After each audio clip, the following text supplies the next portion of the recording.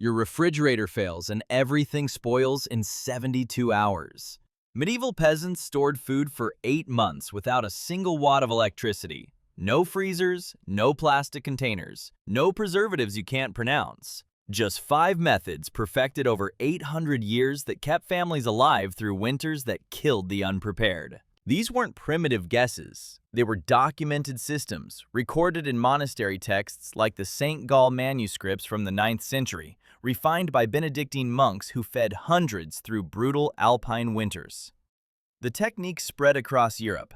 Manor houses used them, peasant cottages used them. Entire villages survived famines because of them. Then, refrigeration arrived in the 1920s. Within 50 years, this knowledge vanished. Not because it stopped working, but because it stopped generating monthly electric bills. Today, 99% of American households depend entirely on the power grid to keep food safe. One extended outage, one natural disaster, one unpaid bill, everything you own rots. The knowledge was never lost. It was buried. Because food storage that costs nothing creates independence, and independence doesn't sell refrigerators. Before we begin, drop a comment. Have you ever lost food to a power outage? How much did it cost you? Here are 5 medieval food storage methods that still work today, and why the appliance industry hopes you never learn them. Method 1. Root cellars. 8 months of storage. Zero electricity. Forever. Walk into any American kitchen. A humming refrigerator consuming 400 kilowatt hours per year. That's $150 annually just to keep vegetables cold. Motors fail, compressors die. Replacement cost? $2,000. Medieval families dug a hole in the ground. Root cellars used the Earth's constant temperature, 50 to 55 degrees Fahrenheit year-round, to store vegetables for 8 months without electricity.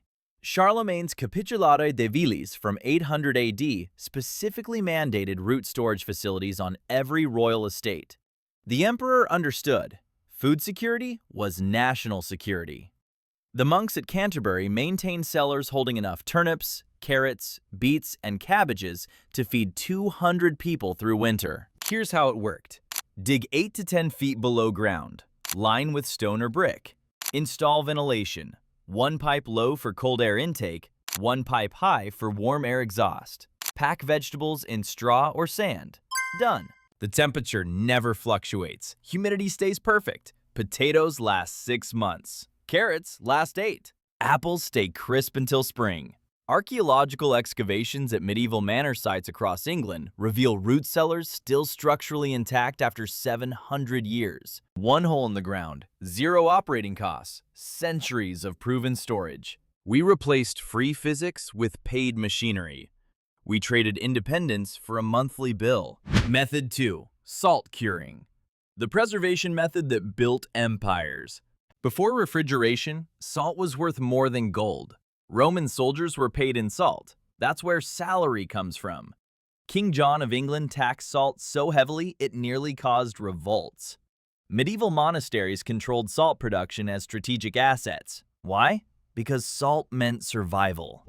Salt curing pulls moisture from meat through osmosis. Bacteria need water. Remove the water, remove the bacteria. Simple biology that medieval farmers understood through observation centuries before microscopes existed. Here's the method documented in 13th century monastery records. Butcher the animal in late autumn when temperatures drop. Rub every surface with coarse salt. 1 pound per 5 pounds of meat. Pack in wooden barrels. Layer meat and salt. Weigh down with stones. Wait 3 weeks. The result? Meat lasting 12 months at room temperature. No refrigeration, no chemicals, no plastic wrap. A single pig provided 150 pounds of pork. Properly salted, that fed a family of 6 for an entire winter. Today, Americans spend $3,000 annually on meat, most requiring constant refrigeration from slaughterhouse to supermarket to your kitchen. 1 power outage and it's gone. Salt curing still works. A 50-pound bag costs $8. But the meat industry can't profit from preservation methods you control. So they built a cold chain you pay for at every step. Method 3. Smoking.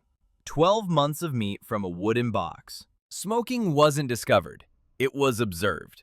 Some prehistoric human hung meat near a fire and noticed it didn't rot. By medieval times, smoking had become science. Every manor house had a smokehouse. Small timber structures with fire pits below and hanging racks above. The smoke contained phenols and formaldehyde, natural antimicrobials that penetrate meat and kill bacteria. Medieval farmers didn't know the chemistry. They knew the results. The process was precise. Cold smoking at 70 to 90 degrees for 2 to 4 weeks for long-term storage. Hot smoking at 120 to 180 degrees for immediate flavor. Hardwoods only: oak, hickory, apple.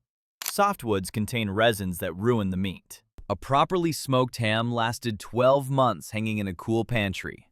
Smoked fish lasted 6 months.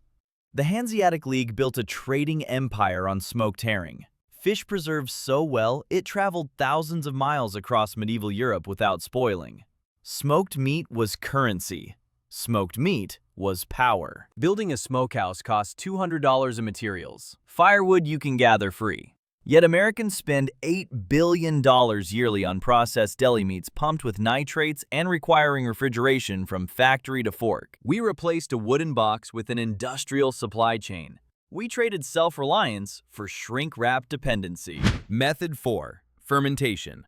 The only preservation that makes food healthier. Here's something the food industry won't tell you. Fermentation doesn't just preserve food, it makes it more nutritious. Medieval peasants eating fermented cabbage had better gut health than modern Americans with access to every supplement on the market. Fermentation uses beneficial bacteria to convert sugars into lactic acid. That acid drops pH low enough to kill harmful pathogens. The food becomes shelf-stable at room temperature. No canning equipment, no pressure cookers, no electricity. Sauerkraut, kimchi, pickles, preserved lemons. Every medieval culture had versions. Emperor Charlemagne mandated cabbage cultivation across his empire, not for fresh eating, but for fermentation. The monks at St. Gall Monastery maintained fermentation crocks alongside their famous garden plans. The Vikings carried fermented cabbage on voyages lasting months. It prevented scurvy, something British sailors wouldn't figure out for another 800 years. Here's the monastery method. Shred cabbage. Add salt, 2 tablespoons per pound. Pack tightly in ceramic crocks. Weigh down to keep submerged. Wait 3 weeks.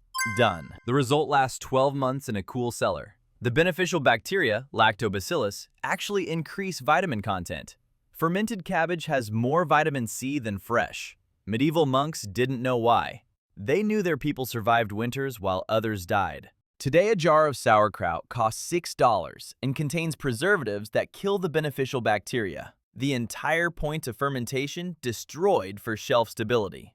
A head of cabbage costs $2 and makes a gallon of living probiotic food. Method 5. Confit. 6 months of meat sealed in silence. Fat doesn't spoil. Medieval cooks discovered that meat submerged in fat stays edible for months. They called it confit, from the French word for preserved. King Louis XIV's royal kitchens kept confit reserves year-round. If it fed Versailles, it worked. The technique was foolproof. Cook meat slowly in its own fat until tender. Transfer to ceramic crocks. Pour hot fat over until meat is completely covered. Let solidify. Store in a cool cellar. The fat creates an airtight seal. No oxygen reaches the meat. No bacteria can grow. Duck confit prepared in November lasted until April. Pork confit fed families through entire winters. Goose fat preserved enough meat to survive sieges. French monasteries perfected the technique. By the 14th century, every peasant household with ducks or geese used confit as primary winter preservation. Here's the genius. The fat is reusable. After finishing the meat, melt the fat and use it again. One initial rendering provided years of preservation medium. Cost after setup? $0. A duck costs $25. Properly prepared as confit, it provides 6 months of preserved meat plus cooking fat for a year. Compare that to refrigerated duck breast at $15 per pound that spoils in 5 days. We replaced an airtight seal that costs nothing with a cold chain that never stops charging. 5 methods, 800 years of proven results, erased in 50 years of refrigeration. Here's what the appliance industry doesn't want you to understand. Every single one still works. Root cellars still hold vegetables at 50 degrees. Salt still pulls moisture from meat. Smoke still kills bacteria. Fermentation still creates living probiotic food. Fat still seals out oxygen. The physics hasn't changed. The biology hasn't changed. Only your dependency has changed. Every root cellar you dig is freedom from power outages. Every ham you salt is independence from the cold chain. Every crock you ferment is nutrition no corporation controls. Every confit you seal is months of meat without a single bill. Medieval families made their choice. They chose skills over appliances, knowledge over convenience, independence over dependency. The next time your power goes out, ask yourself, who's really living in the dark ages? Subscribe and let's keep digging up what they buried. Which method are you trying first? The knowledge was here all along. Let's bring it back.